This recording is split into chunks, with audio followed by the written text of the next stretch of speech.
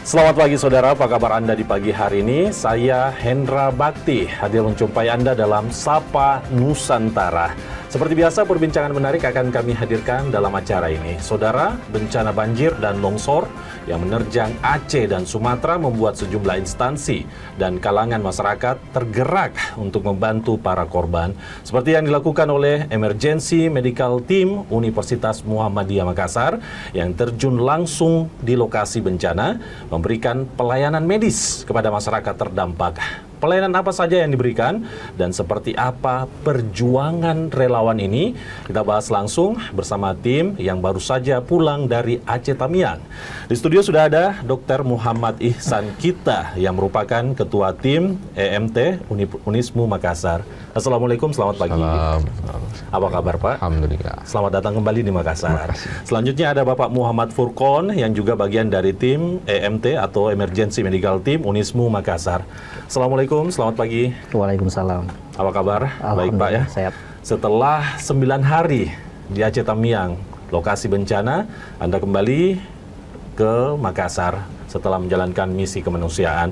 Mungkin saya ke Pak Ketua Tim, Pak Dr. Muhammad Ihsan Kita, bisa diceritakan terkait dengan misi kemanusiaan ini, kapan tim ini berangkat, berapa hari di lokasi, dan tim yang terdiri dari 10 orang ini latar belakangnya apa saja? Mungkin bisa diceritakan. Terima kasih banyak.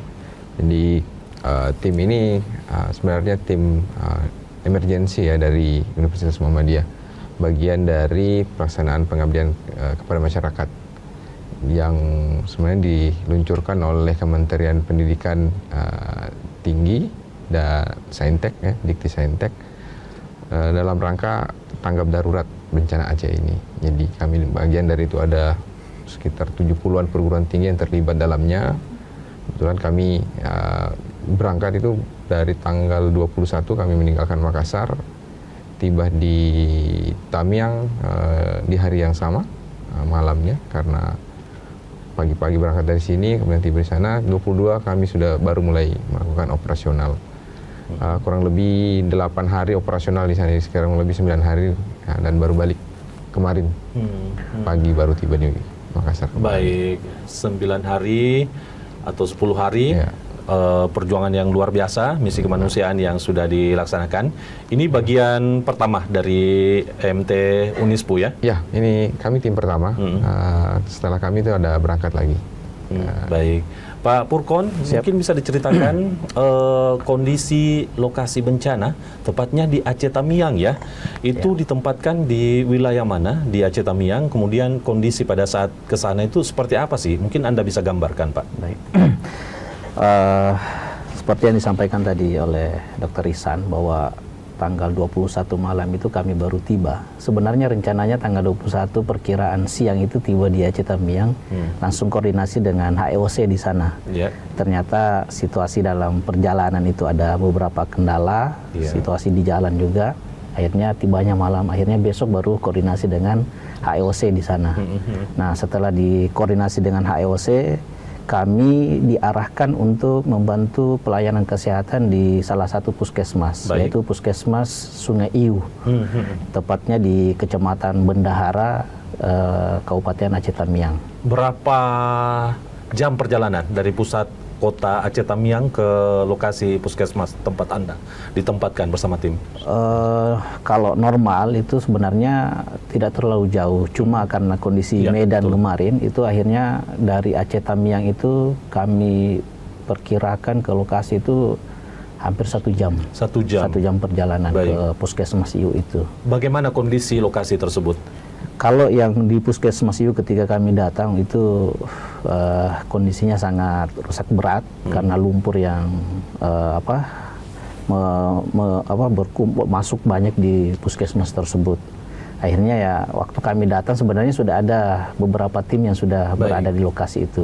Akhirnya dari puskesmas, kepala puskesmas itu mengarahkan kami ke salah satu kampung atau desa di sana yang jaraknya kurang lebih hampir 8 kilo dari puskesmas itu untuk membantu layanan di situ, tepatnya di desa Teluk Kepayang. Nah, disitulah 2 hari kami memberikan layanan kesehatan di sana. Itu layanan pertama yang kami berikan. Baik, baik. Bagaimana dengan kondisi masyarakat setempat di lokasi tempat Anda bertugas menjadi relawan di Aceh Tamiang ini, Pak Dokter?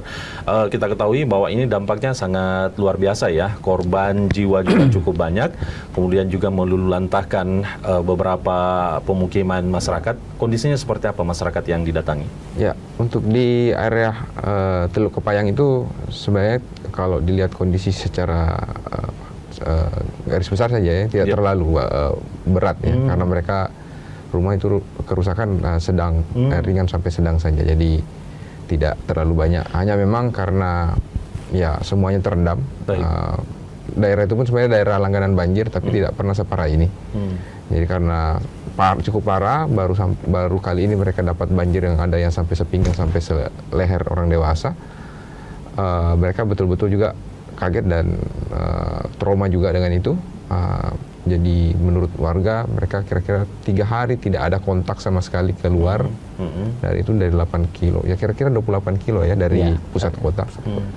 Nanti di hari ketiga, hari keempat, barulah mereka ada yang keluar, kepala desanya itu sempat keluar ke arah kota. Baik. Baru mereka juga kaget lihat kondisi kota yang jauh lebih parah. Awalnya mereka sebenarnya begitu sedih dapat itu. Baik. Tapi begitu tahu kondisi di luar jauh lebih parah, mereka ada rasa syukur sedikit. Ya, bahwa mereka tidak terlalu separah saudara-saudara mereka yang ada di pusat Dari kota. informasi yang Anda dapatkan khusus untuk wilayah Aceh yang paling terdampak dan mengalami kerusakan dan korban jiwa paling banyak itu di wilayah mana sebenarnya? Sampai saat ini ya Aceh Tamiang, kemudian di Aceh Tengah, ya, Aceh Tengah dan Aceh Utara, 3 ini dan Pidi Jaya. Jadi 4 kabupaten ini sebenarnya yang cukup berat ya, hampir seluruh wilayah mereka itu terdampak. Baik, selama tim dari Emergency Medical Team Unismu Makassar berada di lokasi 10 hari, bentuk pelayanan medis apa saja yang diberikan kepada warga terdampak di sana, Dok? Ya, pemeriksaan kesehatan tentunya. Banyak warga yang sudah kita akan tiba di sana kira-kira hampir 3 pekan ya setelah banjir. Jadi memang dampak langsung bencana itu sudah nyaris bisa dibilang tidak ada lagi dampak banjirnya. Cuma kan dampak ikutannya ini. Jadi memang sudah banyak warga yang mengeluhkan gangguan pencernaan, kemudian gangguan tenggorokan ya. Karena pakaian basah semua, mereka pun tidak punya pakaian bersih lagi, kemudian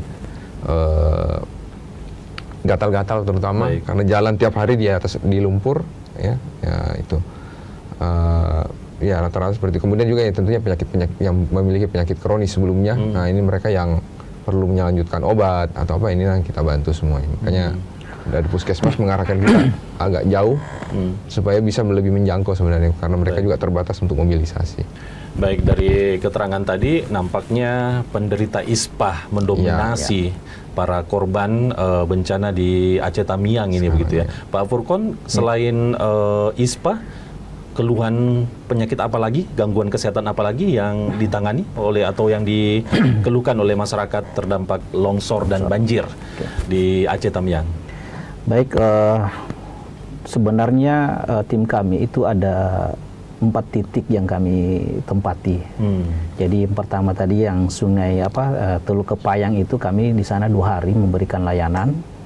Kemudian setelah itu berkoordinasi melalui ketua tim Dr. Risan ke HOC, kami bergeser ke Kecamatan Karangbaru.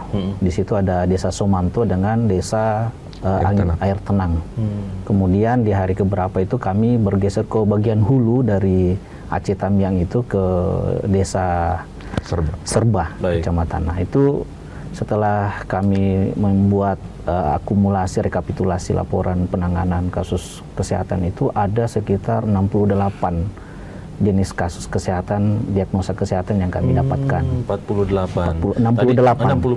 Tadi yang mendominasi adalah ISPA. Ada ISPA. Yang mungkin yang masuk 3 besar lainnya apa, Pak? ISPA itu 27% dari yang kami dapatkan. Kemudian ada myalgia.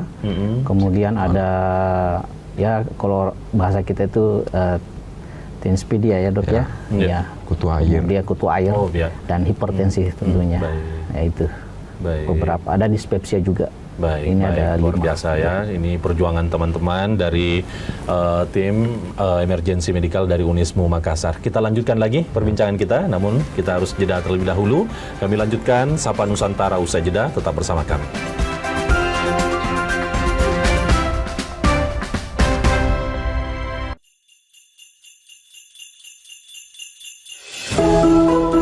Natal membawa harapan dan memberi kehangatan. Berkat Natal kiranya dapat menyelamatkan keluarga dan mengeratkan persaudaraan. Di momen penuh sukacita ini, Kompas Gramedia menebar kasih lewat karya yang mencerahkan. Salam sejahtera untuk kita semua. Di momen Natal penuh kasih, Allah hadir menyelamatkan keluarga, menebarkan cinta kasih dan sukacita. Mari rekatkan kebersamaan, eratkan persaudaraan, hadirkan damai penuh kehangatan. Kita songsong tahun baru dengan penuh semangat dan harapan. Semoga setiap langkah membawa berkat dan anugerah bagi kita semua. Selamat Natal 2025 dan Tahun Baru 2026.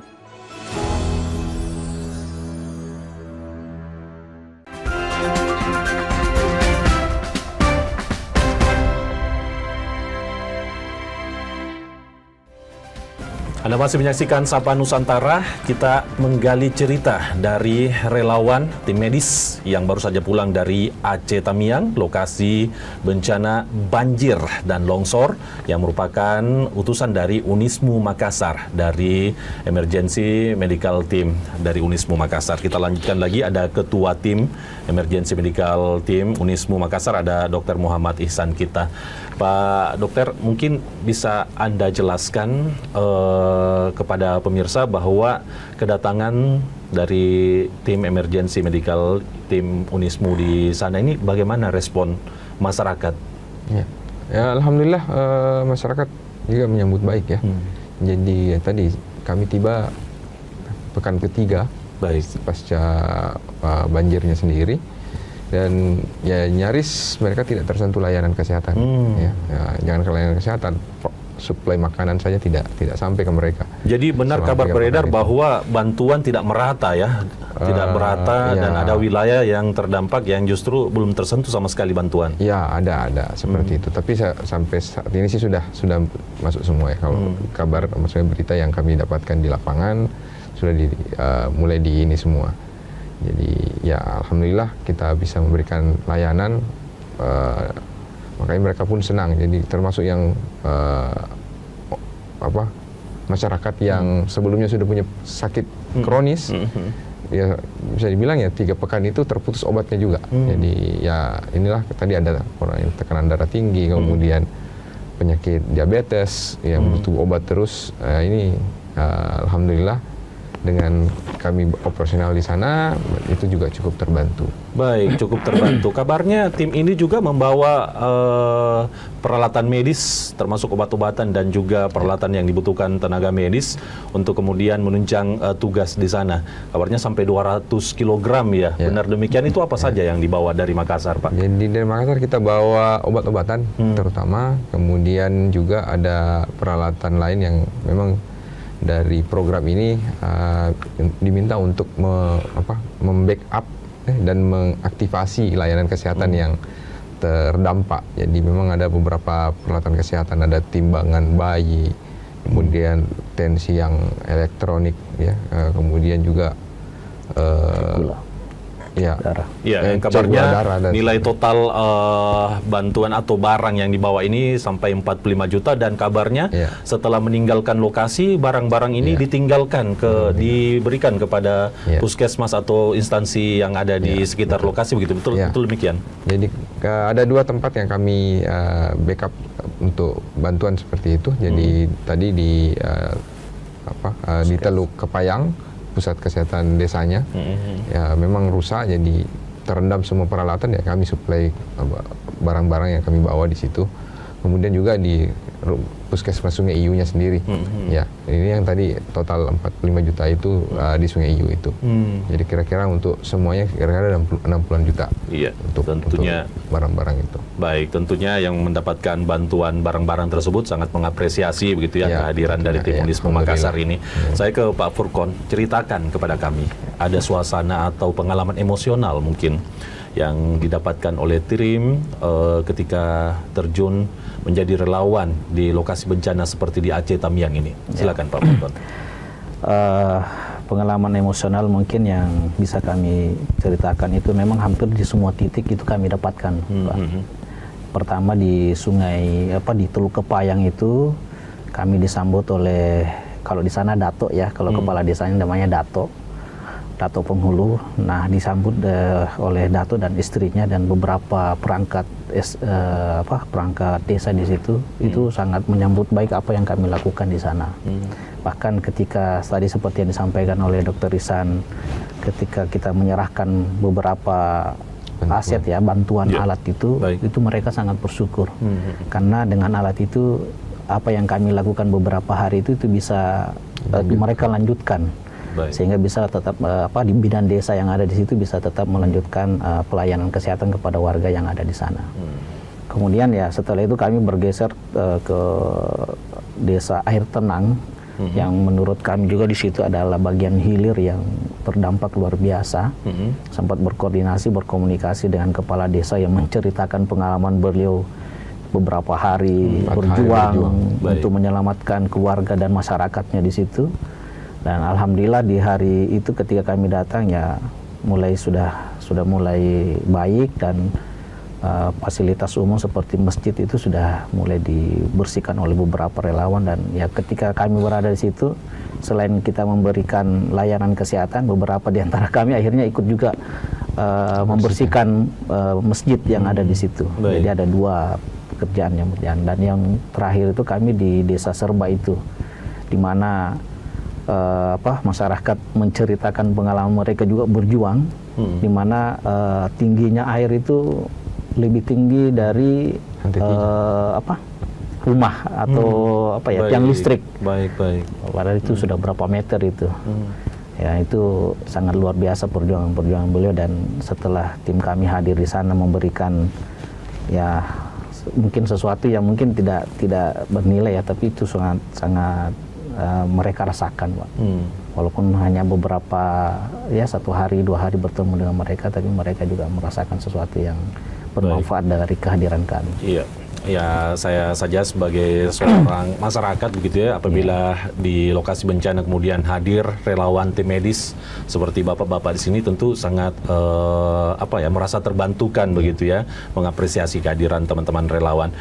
Kesulitan apa yang dihadapi selama menjalankan misi kemanusiaan sebagai tenaga medis di lokasi bencana Aceh Tamiang, Pak Dokter? Ya, tentunya satu adalah akses ya. Baik akses informasi maupun akses kendaraan. Karena ya sinyal itu ya bisa dibilang belum stabil, walaupun sekarang bisa tercoverage. Kadang kita bisa mengirim tapi tidak bisa menerima, atau sebaliknya menerima gitu. Kemudian transportasi tentunya. Jalanan masih berlumpur, walaupun ya untuk jalan-jalan utama sudah dibersihkan semua dengan bulldozer. Itu sudah cukup membantu sebenarnya.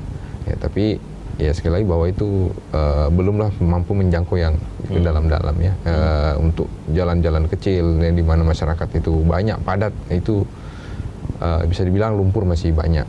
Dan itu sebenarnya menjadi kendala kita untuk suplai. Kenapa tadi sebut ada bantuan tidak merata ya, karena itu saya kira problem utamanya di situ.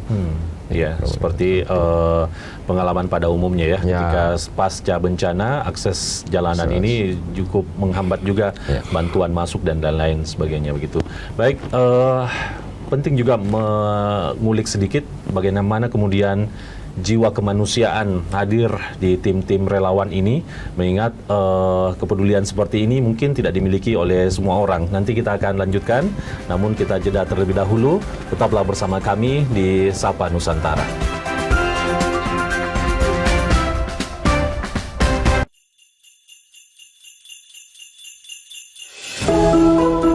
Natal membawa harapan dan memberi kehangatan. Berkat Natal kiranya dapat menyelamatkan keluarga dan mengeratkan persaudaraan. Di momen penuh sukacita ini, Kompas Gramedia menebar kasih lewat karya yang mencerahkan. Salam sejahtera untuk kita semua.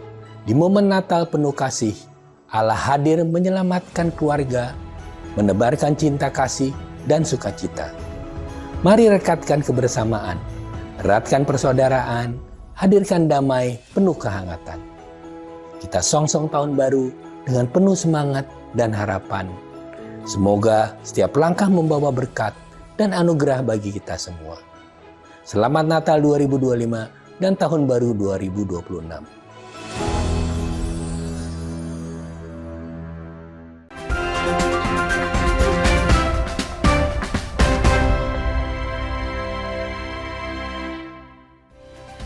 Baru terakhir dalam Sapa Nusantara, kita masih bersama dengan tim dari Emergency Medical Team Unismu Makassar yang baru saja pulang dari Aceh Tamiang menjadi relawan tim medis di sana.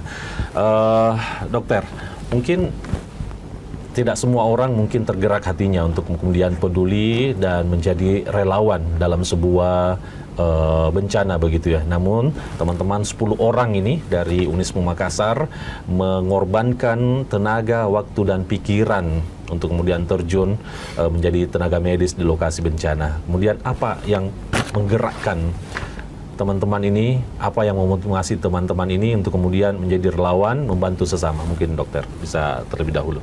Iya, pada prinsipnya saya rasa solidaritas bahwa kita ini satu tubuh, satu bagian yang merasa lemah, pasti yang lain akan mencoba mengcover itu, mencoba menutupi itu. Nah inilah mungkin kenapa teman-teman bergerak ya, dan saya kira semua relawan juga sama. Kita tahu ada saudara kita yang membutuhkan, sangat membutuhkan ya. Dengan kondisi sulit ya kita harus bergerak untuk membantu. Ya, dan selain itu juga bagi teman-teman dan yang sudah sering bolak-balik ke situ selalu kalau yang lain mungkin ya tanda kutip seperti candu, iya karena memang ketika kita sampai di lokasi itu ada perasaan yang membuat kita begitu kecil, begitu kecil, dan kita melihat ya, tadi seperti ada pengalaman Dato kepala desa yang menceritakan pengalaman tentang bagaimana dia berjuang, itu kan jadi pengalaman buat kita sendiri bahwa ada manusia-manusia ternyata yang mungkin kalau kita di posisi mereka belum tentu kita bisa seperti itu. Dan itu menjadi pelajaran luar biasa untuk kita. Untuk saya pribadi ya itu yang paling saya kadang cari ketika turun. Tapi sekali lagi memang bahwa kita ini satu tubuh, jadi kita ini saudara kita dimanapun, kalau ada yang membutuhkan ya saatnya kita harus bergerak untuk membantu. Baik, kepedulian kepada sesama harus kita junjung tinggi begitu ya, bahwa seseorang yang sedang mengalami bencana, mengalami musibah, setidaknya kita juga harus lebih peduli begitu ya. Baik, Pak Furkon, ada mungkin tambahan, dan bagaimana Anda melihat longsor dan banjir Aceh Sumatera ini menelan korban jiwa cukup banyak ya. Kemudian Anda melihat bentuk kepedulian masyarakat di seluruh Indonesia, apakah sudah cukup tinggi terkait dengan korban kejadian ini, Pak? Silakan. Baik, setelah kami tiba di lokasi, kan kemarin kita hanya melihat dari berita saja ya, dari media, dan ternyata setelah kita sampai di sana, itu kondisi di sana itu sangat luar biasa, Pak. Ya, jadi apa yang kita alami, apa yang kita lihat, ini memperlihatkan kepada kita bahwa kita sebagai sesama itu betul-betul harus mempunyai kepedulian. Kalaupun misalnya kita tidak bisa ke sana, maka ada cara lain yang bisa kita usahakan, apakah memberikan sumbangan dalam bentuk materi, dan saya rasa itu juga salah satu cara yang sangat efektif untuk membantu saudara-saudara kita di sana. Karena memang kondisi di sana itu melumpuhkan, penghidupan dari masyarakat. Ya, walaupun beberapa hari setelah kami menjelang pulang itu, alhamdulillah ya pasar-pasar sudah mulai bergerak, artinya sudah perekonomian sudah mulai berjalan gitu. Tapi kalau kita masuk ke dalam pelosok, tentunya itu situasi dan kondisinya tidak sama. Gitu. Baik. Dan tentunya ini adalah, bagi kami, ini adalah pengalaman yang sangat luar biasa, dan tentunya ini akan menjadi penyemangat bagi kami untuk bisa selalu berkontribusi dalam dunia kebencanaan. Baik. Anda melihat bantuan maupun tim relawan yang terjun langsung ke lokasi sudah cukup tinggi, sudah cukup antusias ya? Sangat antusias, Pak. TNI, Polri saya lihat sangat luar biasa kerjasamanya, relawan-relawan dari NGO-NGO yang lain juga sangat banyak, dan bahu-membahu bekerja sama di dalam membantu masyarakat untuk memulihkan kondisi di sana. Baik. Dok, mungkin bisa diceritakan pada saat meninggalkan lokasi, saya yakin ada sebagian masyarakat yang sudah mendapatkan manfaat dari keberadaan tim ini. Tentu sangat berat melepas kehadiran tim ini, begitu ya. Anda melihat ada yang seperti itu mungkin? Iya, ya ada lah ya. Tadi Pak Furkan sudah sampaikan di Teluk Kepayang waktu kita memberikan bantuan peralatan itu, ya warga sampai meneteskan air mata, jadi bidannya apa semua. Loh, ini kita dapat sudah dibantu secara ini, dikasih lagi alat-alat ya. Jadi ya bahwa itu adalah bagian dari kewajiban kami ya, kewajiban kita sesama manusia satu, tentunya kedua bahwa ini ya kita sesama bangsa, satu badan ini ya, tentunya saling bantu. Dan ini mereka cukup senang ya, apalagi dari sisi kesejarahan ya. Bahwa Aceh dan Makassar itu kan ada ikatan sebenarnya dari zaman kerajaan Goa dan Samudra dulu. Jadi ya mereka kadang ada beberapa masyarakat yang paham itu, mereka yang justru menceritakan. Memang masyarakat orang Makassar ini kalau dengan Aceh ini begitu kuat. Gitu. Sebagian masyarakat menganggap Makassar adalah saudaranya, gitu ya. Saudara jauh ya. Seperti saudara satu, benar-benar satu darah gitu. Baik.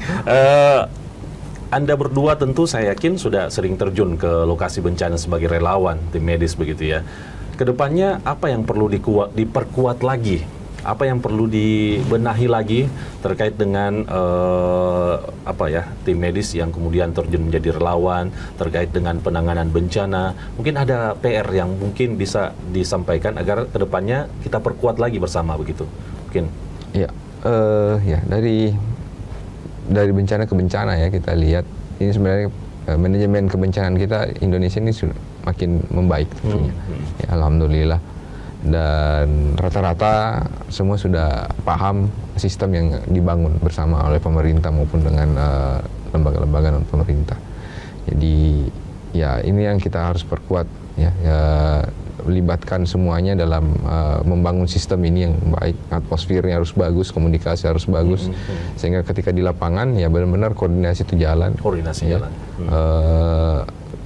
Ya kita saling bersinergi lah istilahnya, pemerintah jalan, dari NGO atau swasta jalan ya, dari masyarakat juga jalan bersama, dan ini saling menutupi. Pemerintah punya tenaganya, punya resource-nya, tapi masyarakat mungkin dengan bantuan barang dan semua ini ya yang disalurkan oleh itu. Jadi benar-benar ya harus kita sejalan. Ya tentunya ada yang kurang ya, banyak hal yang kurang, dan saya kira itu sudah banyak dibahasakan di media di mana. Tapi saya kira ya kita sama-sama belajar, ya. Sama-sama belajar, sama-sama membangun sistem.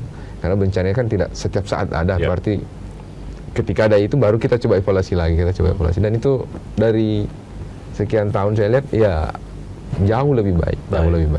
Baik, setiap tahun penanganan bencana dan pasca bencana ini dilihat jauh lebih baik lagi, dan kedepannya semoga semakin sempurna begitu ya. Baik, pesan penting apa yang ingin disampaikan kepada pemirsa terkait dengan misi kemanusiaan yang sudah dilaksanakan? Silakan.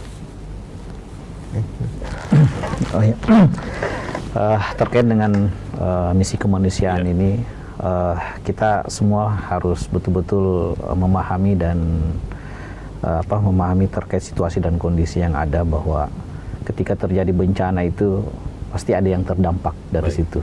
Ada yang terdampak, ada yang tidak. Maka ketika ada yang terdampak, ada yang tidak inilah yang mempunyai peran yang sangat krusial untuk membantu saudara-saudara kita untuk bisa kembali pulih dari kondisi yang dialami itu.